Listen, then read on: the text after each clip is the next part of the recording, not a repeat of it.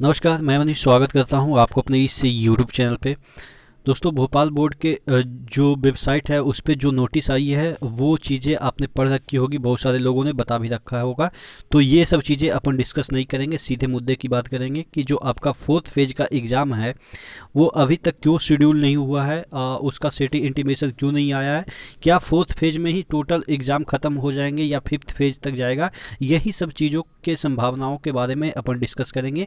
और ये जो लेटर है इसके बारे में कोई चर्चा नहीं करेंगे, क्योंकि ये सब चीज़ें आपको पता है कि बेल्ट पहन के नहीं जाना है, कोई मेटल वगैरह का जो आप लॉकेट वगैरह है ये सब चीज़ें पहन के नहीं जाना है, अपना व्यवस्था खुद करना है।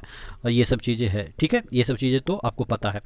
तो देखिए, अगर हम बात करें फोर्थ फेज का जो एग्ज़ाम है, वो तकरीबन 48 लाख कैंडिडेट का अभी होना बाकी है। तो अगर मुझे लग रहा है कि 3 फेज लगभग सक्सेसफुल कंडक्ट हो ही चुके हैं, 12 तक ख़त्म हो जाएंगे।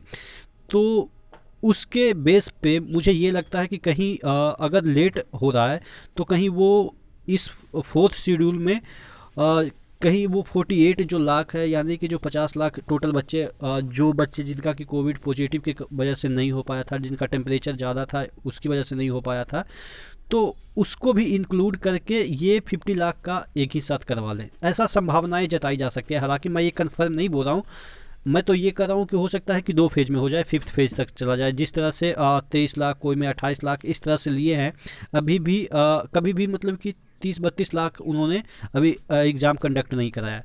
लेकिन जिस तरह से 3 फेज सक्सेसफुली कंडक्ट हुए और जिस तरह से वैक्सीन भी आ गए हैं, तो हो सकता है कि ये फोर्थ फेज में ही ख़त्म करना चाह रहे हो, जिसकी वजह से इनको टाइम लग रहा हो। क्यों? क्योंकि और भी जो बच्चे जिनका कि एग्ज़ाम नहीं हुआ था उनको भी रिशेड्यूल इसी फेज में करना है।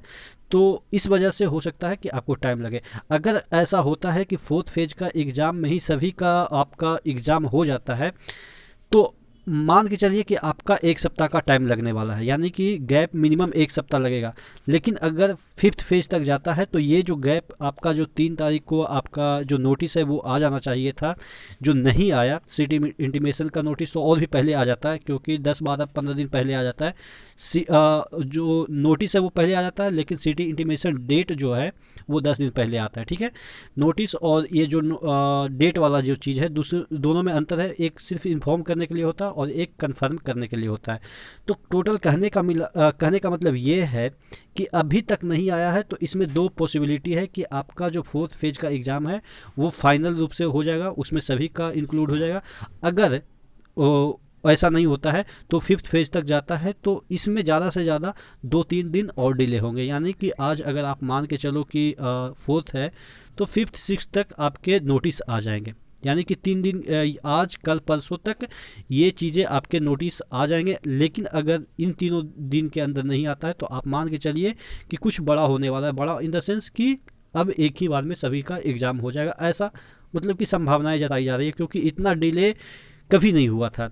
इवन सेकेंड और थर्ड फेज के बीच तो एक भी दिन का गैप नहीं मिला था। फर्स्ट सेकेंड के फेज के बीच 2 दिन का गैप मिला था। तो ये सब चीज़ें हैं जिसकी वजह से अभी तक कोई इन्फॉर्मेशन नहीं आई है। जैसे ही कोई इन्फॉर्मेशन आती है, ठीक है, जैसे ही कोई इन्फॉर्मेशन आती है तो आपको मैं इन्फॉर्म कर दूंगा, ठीक है। तो इसी तरह से बने रहेगा चैनल के साथ। नेक्स्ट वीडियो में कोई अपडेट आती है तो उसके साथ मिलते हैं, तब तक के लिए धन्यवाद, ठीक है।